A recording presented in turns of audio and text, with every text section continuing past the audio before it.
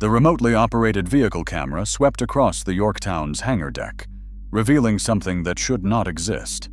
83 years after the Battle of Midway, deep beneath the Pacific, an SBD Dauntless dive bomber sat armed with a 1,000-pound bomb, still mounted to its fuselage. According to every official Navy record, all ordnance was jettisoned before the carrier sank. Yet here was proof that the wartime reports captured only part of the story. This single discovery would force naval historians to rewrite their understanding of the Yorktown's final hours. In April 2024, the National Oceanic and Atmospheric Administration's remotely operated vehicles penetrated the USS Yorktown's hangar deck for the first time since June 1942. What they found defied everything historians thought they knew about the carrier's last moments. The cameras revealed at least 3 Douglas SBD Dauntless dive bombers resting on the hangar deck. But one aircraft stopped researchers cold. The bomber remained fully armed, its 1,000-pound bomb secured in the release cradle beneath the fuselage.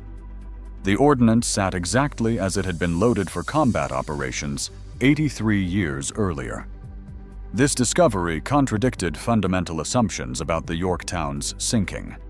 Captain Elliot Buckmaster's damage control reports clearly stated that all heavy equipment, including bombs and torpedoes, had been jettisoned to prevent the ship from listing further.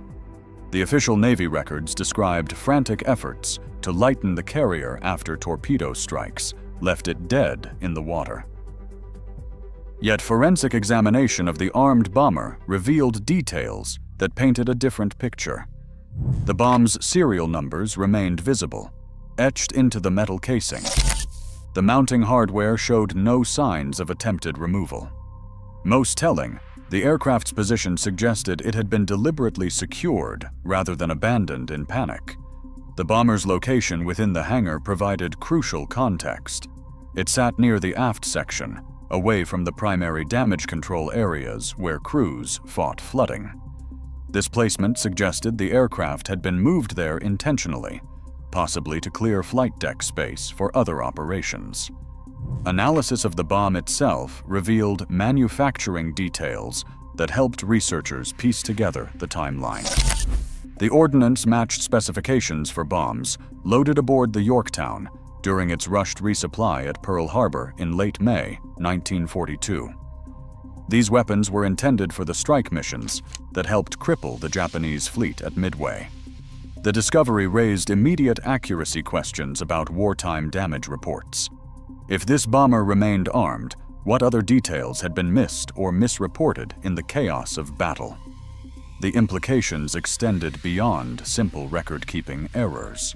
Naval historians had long relied on Captain Buckmaster's after-action reports to understand the Yorktown's final hours. These documents described systematic efforts to jettison heavy equipment, including aircraft and ordnance, to keep the damaged carrier afloat. The reports formed the foundation for decades of scholarship about damage control procedures and the carrier's heroic struggle to survive. The armed bomber suggested a more complex reality. Perhaps some ordnance could not be safely removed in the time available. Maybe certain aircraft were deemed too valuable to sacrifice, even as the ship fought for survival.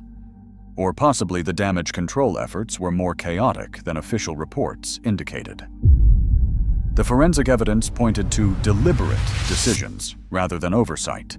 The bomber's secure positioning and intact mounting system suggested crew members had made calculated choices about what to preserve and what to discard.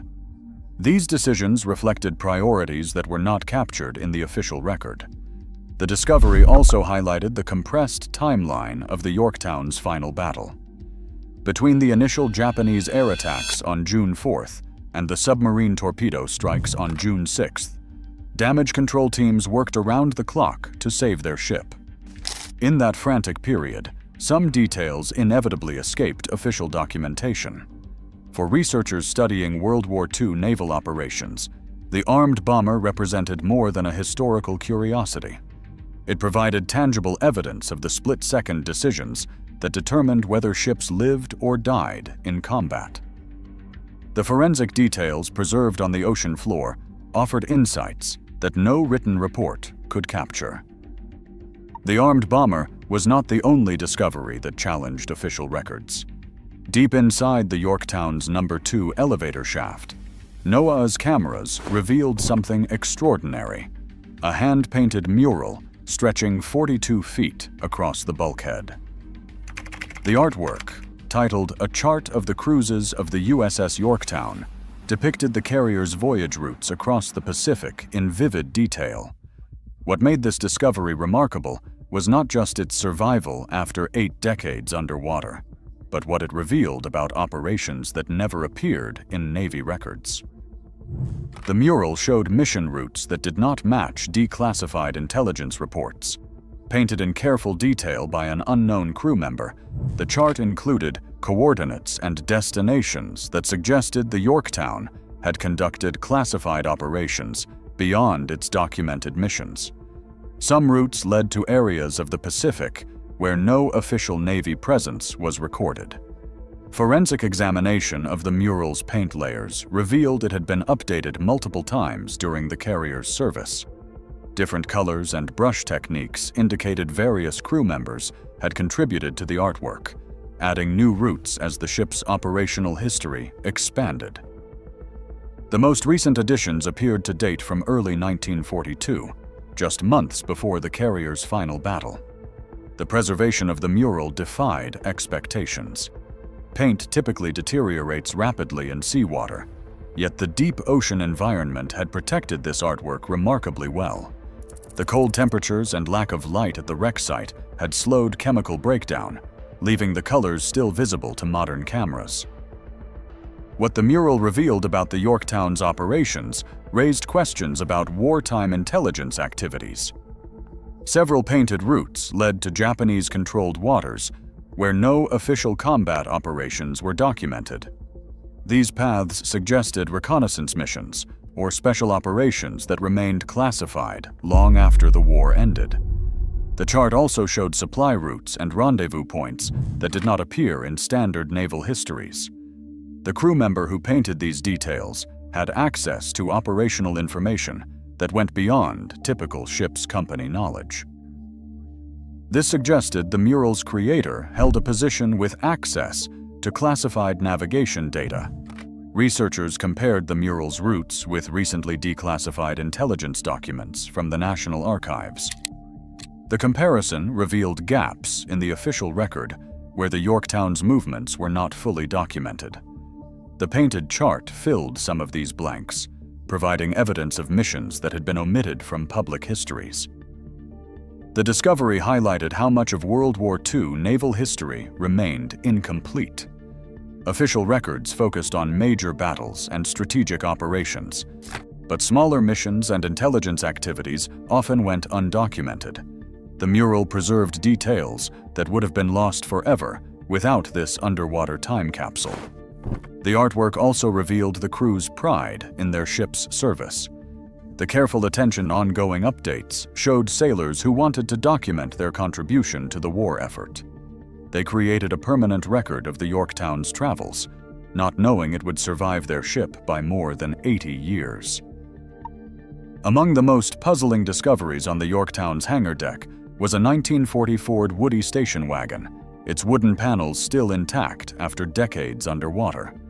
The vehicle bore markings reading Ship Service Navy, suggesting it belonged to the carrier's official transportation fleet. The car's presence contradicted Captain Buckmaster's documented orders during the ship's final hours. As the Yorktown listed heavily to port after torpedo strikes, Buckmaster ordered his crew to jettison all heavy equipment to prevent capsizing. Aircraft, guns, and spare parts were thrown overboard in desperate attempts to save the ship. Yet the Ford remained secured in its position, apparently untouched by the frantic jettisoning efforts.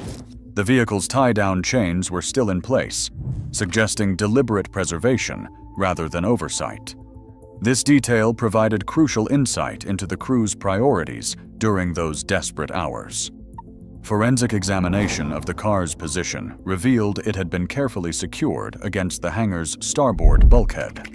The placement kept it away from the primary flooding areas while maintaining access to the vehicle if needed. This positioning suggested strategic thinking rather than random abandonment.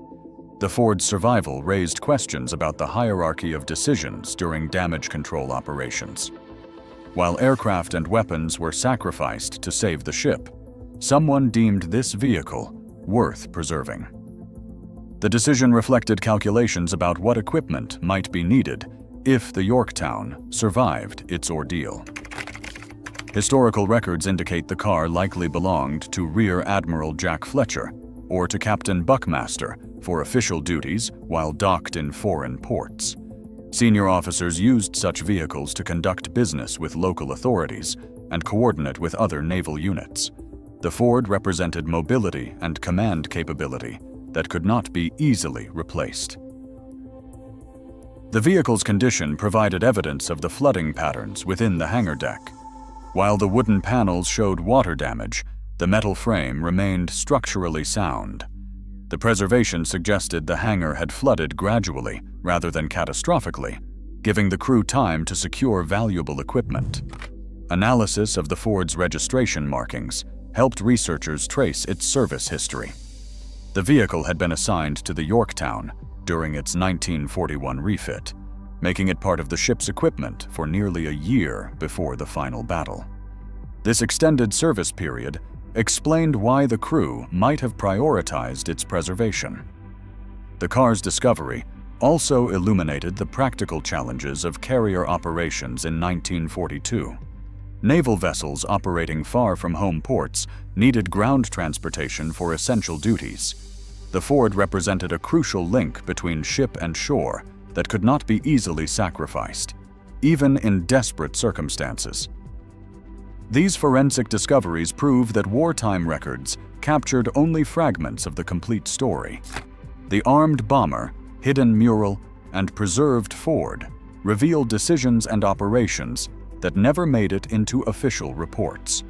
Each artifact challenges assumptions about the Yorktown's final hours and the crew's actions under extreme pressure. The truth about this legendary carrier lies not just in historical documents, but in the physical evidence preserved beneath